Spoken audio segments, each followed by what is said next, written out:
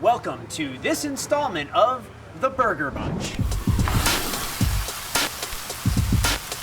I'm Ori Hoffer, and we are traveling around the state of Utah trying to find the best burger in the Beehive. Today we're here at Five Guys Burger and Fries on Fort Union in Salt Lake City. Let's go on in and let the competition begin. And what toppings would you like to put you in all those toppings?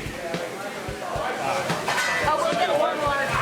And this is the day I'm supposed to start my health kick. Yeah, Thank God this Like I said, you should have started somewhere else. But this... It's all down. Well, I'm from, I lived in D.C. for 10 years. That's why you wanted to satisfy first and then try to judge. Make I've everyone been else waiting step up. for a good excuse to drive from Park City. All right, who's next? Step up, please. All right, next in line we have Groundburger. He's walking in all Mosley. He don't know what he's doing, but he's going to slide in there anyway. Look at that pitch, and he's swinging a miss. No.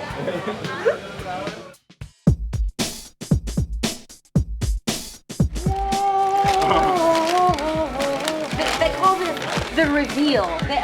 They're thin patties, but they're not all the way through.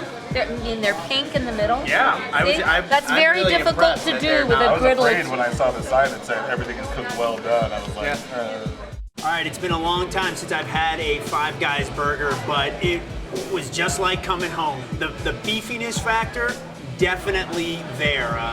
They were perfectly cooked. You still saw a little pink in the middle, and definitely a lot of meat. The general presentation of this, it doesn't get much better. They serve you this big bag, your fries are spilling out all over the place. It's all wrapped up in a piece of foil, and that was wonderful. I was not a big fan of the bun. Bun was a little too soft, soggy for me. It was just the right size. You didn't get a lot of spillover of the lettuce, especially that could be a problem. But it was just sort of there. It didn't really add anything, and if anything, it took a little bit away. So all told, out of 25 points, I give it a 15 with a big thumbs up for the fries. These fries are good.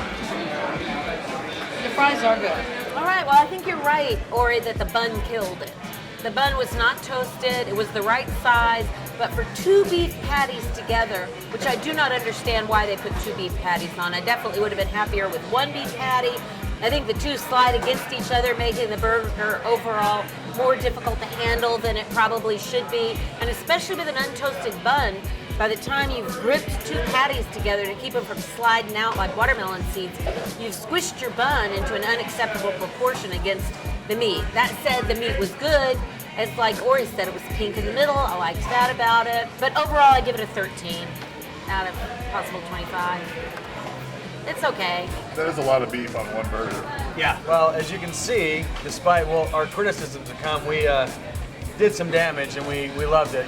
Really enjoyed this burger. I did think the option that they give you, like the standard burger comes with two patties. That's kind of a big deal. I mean, it's sort of like making, the new medium is now large, that kind of thing. They have a lot of choices on their condiments. I was a little flummoxed by it. I'm sure you'd have to be more of a regular to get a handle on it. I just had it with everything, and they all mixed pretty well together. The pickles were excellent, especially. I agree with everybody so far. The bun, it could have been toasted or a little sturdier material because it kind of fell apart. Out of everything, I give them a 17 out of 25. Generally speaking, I enjoyed it. I'm a beef eater and enjoyed the two patties. That didn't really bother me at all.